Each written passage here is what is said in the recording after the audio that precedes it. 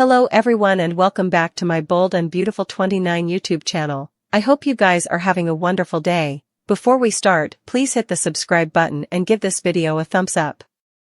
At the cabin, Brooke overhears Carter and Hope talking about going behind Ridge's back and making Carter director. Ridge and Steffi have no idea that when they inked the papers, they gave him full control of the company. Brooke exhales as Carter tells Hope this would be a coup. However, Forrester will be ours to run if we do this. At Forrester, Taylor and Ridge sit down to converse. He asks how she's doing. She's feeling stronger and thanks him for minding. Ridge says, "I'll always watch, document." They go over how happy Taylor is to be back with Steffi and the kiddies. They laugh about how transparent their son is about the two of them. Taylor knows he's with Brooke, his fortune. Nothing could come between them. At Il Giardino, Will assures Electra he'd still kiss her, indeed, if she got anchovies on her pizza. She teases about redundant garlic and flirts with him. Will likes being with her outside of the office. At the bar, wearing a chapeau, the snooper watches them. Electra and Will toast and Cleric pops by. Will introduces him to Electra and Deacon learns she's working on Forrester's new jewelry line. At the bar, the snooper watches as Cleric goes off and Will takes Electra's hand, telling her he could gawk at her all day long. They makes further small talk as the snooper looks on. Cleric checks in with Electra and Will again, and Bill's son explains that his girl is a Forrester. They sputter about how busy the place is, and Cleric goes off to deal with the extremity. Will resumes seeing Electra, saying he wants to know everything there's to know about her. In the cabin, Hope and Carter bandy feeling shamefaced about what they're doing. For Carter, he feels he has to cover Hope. Steffi's gotten her way at the company's expenditure and Hope's. Hope is sure she'd rather see the structure burn down than have her walk the hallways again. They phenomenon at her satisfying Ridge that she threw herself at Finn. The opinions have a ripple effect, but they're not concerned. Carter smothers that they put them in this position. Hope says they've to figure out their coming step. Carter asks, "Can we do this? Can we take over Forrester?" In the main office, Taylor tells Ridge she's been keeping up with Chandra. Ridge chides that he'll keep writing her to take this seriously. Talk turns to him being caught in the middle of Steffi firing Hope. Ridge admits Brooke is furious. Just also, she walks in. Ridge frowns, is commodity wrong? At Il Giardino, Will tells Electra his family's life has been libelous. He wants to know about hers. His phone dings, and he's demanded back at the office. Electra urges him to go, she can find her way back. Will kisses her, which catches the snooper's attention, and goes. Once she's alone, the snooper walks up to her table. She questions, "Remy?" He says, "Hi, Electra." Electra jumps up and hugs him. They're so happy to see each other. She asks how effects are back home and asks what he's doing in Los Angeles. He says he's there for a fresh launch, and to see you, Electra. In the cabin, Carter paces as he says Ridge trusted him, and what did I do? Hope questions if Ridge actually trusts him. He didn't adhere to him or his ideas. Just take that into consideration when you start to feel shamefaced.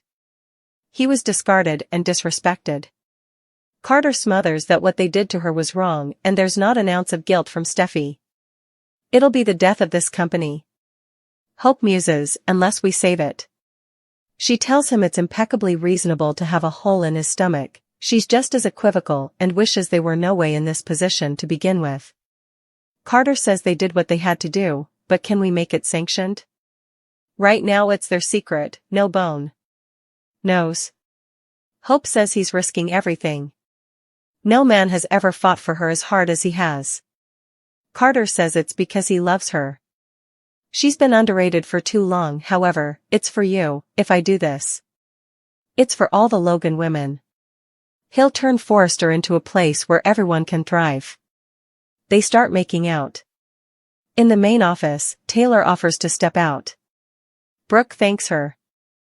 Formerly alone, Ridge asks his lady love what's going on, it can't be that bad. She knows he's been making plans to restructure the company. Ridge doesn't suppose they bandied that. Brook says they didn't. Ridge assures her it's nothing to be concerned about. Carter drew up the papers and he and Steffi inked them. It's forfeiture. Brook says, no, Ridge. It's not fine. It's not fine at all. Ridge tells Brook that the LLC is good for them. It's nothing to worry about. It's a done deal. Brook tells him there's commodity he needs to know. She explains that Hope and Carter are involved. They're in a relationship. Ridge supposes that explains him defending her. Brook promised to keep their secret, but she had to tell him because there's commodity differently he needs to know. She went to the cabin and eavesdropped Carter and Hope agitating the LLC papers. She warns this will come as a shock. You do realize that Carter's name was on those papers as well, right? Ridge shrugs that he's the duty Joe. He doesn't question him and trusts him fully. Brook says, well, perhaps you shouldn't. Ridge asks what's going on then. Brook says it's her understanding that when he and Steffi inked those papers, he gave Carter full authority over Forrester Creations and over him too. Ridge says they're in full control. Brook demurs. She hates to say this because her son is involved, but Carter pulled an achievement. When Ridge and Steffi inked the papers, it was a set-up. He played you. Oh my God. What he did was horrible. And now Carter has full control of Forrester Creations. Sheila Sharp formally took center stage as the show's main baddie, but she's surely taken a backseat to all the other drama recently. Sheila's sightings are rare, and indeed when they do be, she's generally just bothering patrons around Il Giardino or advancing Deacon Sharp a sympathetic observance. Of course, some observers might be excited over Sheila fading to the background, particularly Steffi Forrester and John Finnegan suckers who are sick of watching their favorite couple get tortured. Still, other observers adore Sheila in all her conniving glory, so you may be bummed about her getting sidelined if you fall into that order. Are Sheila's devious days eventually over? Is Sheila just meant to live a quiet life as a waitress and Deacon's cherished woman? From now on, Sheila claims that's what she wants, but it's tough to buy that she's as reformed as she'd have everyone believe. Indeed so, Sheila has been relegated to serving up pizza and pasta rather of all the cowardly colluding she used to do. Now Luna Nozawa could be conniving an escape from jail while Elector Forrester's snooper, Remy Price, is ready to shake up Los Angeles as well. Since B&B has these other unlawful characters to concentrate on, it could make it indeed less likely that Sheila will be over to her old tricks anytime soon. That said, we don't believe Sheila will truly stay on a positive path ever. Occasionally certain characters just lose broom and fade to the background while other characters come the focus. Sheila could still get her own chance to shine as a baddie again down the road. Kimberlyn Brown is far too good at playing Sheila's minatory side, so our prognostications allude that she'll get another occasion sooner or laterally. It's just a matter of playing out some other stories until Sheila's wicked tendencies come back around. Some Sheila marvels could still be brewing ultimately, so stick with us for updates on any sneaky news and dangerous games.